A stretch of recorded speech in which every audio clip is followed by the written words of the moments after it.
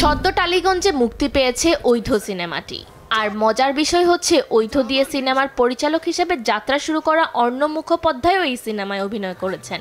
এছাড়া আরও আছেন অনির্বাণ ভট্টাচার্য এবং সোহানী সরকার। এদের তিনজনের উত্থান থিয়েটারের মঞ্চ থেকে।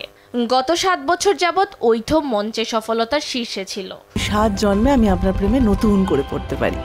ঐথ সিনেমাটি মুক্তি ছাড়াও অভিনেত্রী সোহানী সরকারের আরও একটি নতুন খবর ছড়িয়েছে টালিপাড়ায়। রঞ্জয় বিষ্ণুর সঙ্গে সম্পর্ক ভাঙার পর বেশি দিন না যেতেই গায়ক শুভন গাঙ্গুলির সঙ্গে সম্পর্কে জড়ান সোহানী। তারা আনুষ্ঠানিকভাবে কখনো প্রেমের খবর স্বীকার না করলেও তাদের বাগদানের গুজব এখন মানুষের মুখে মুখে।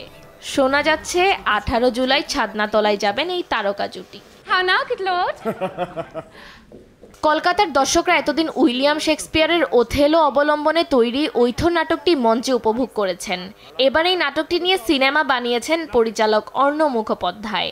আনুমানিক 1603 সালে লেখা এই নাটকটি এবার প্রায় 420 বছর পর আসছে বাংলা চলচ্চিত্রে। চরিত্রগুলির নাম, গ্রামের নাম সবই বদলে গিয়েছে পর্দায়। কাল্পনিক ল্যান্ডস্কেপ ব্যবহার করা হয়েছে। অনির্বাণ, অর্ণব, সোহানী তিনজনই বরাবর ভালো অভিনয় করেন। এটা আমার ভিনসুরা। ওথেলো থেকে ঐথ। সে বিশ্বাস করতে চেয়েছিল এ দুনিয়া ভালো, সুন্দর। মানুষ মানুষকে ভরসা করতে, ভালোবাসতে পারে। সে বিশ্বাসের গোড়ায় জল দিয়েছেন স্ত্রী ডেসডিমোনা। সে সহজ, সরল এবং সৎ। এরপর আসে ডক্টর অনর্ঘ্য চ্যাটার্জি। তিনি এসে বিশ্বাস ভাঙতে শুরু করে পরপর। এভাবে চলতে থাকে নাটকের গল্প। আমাদের অথই দাদা এখানে অজ্ঞান হয়ে গেছে, please somebody help. Fatematuz Zohra, দেশ টিভি।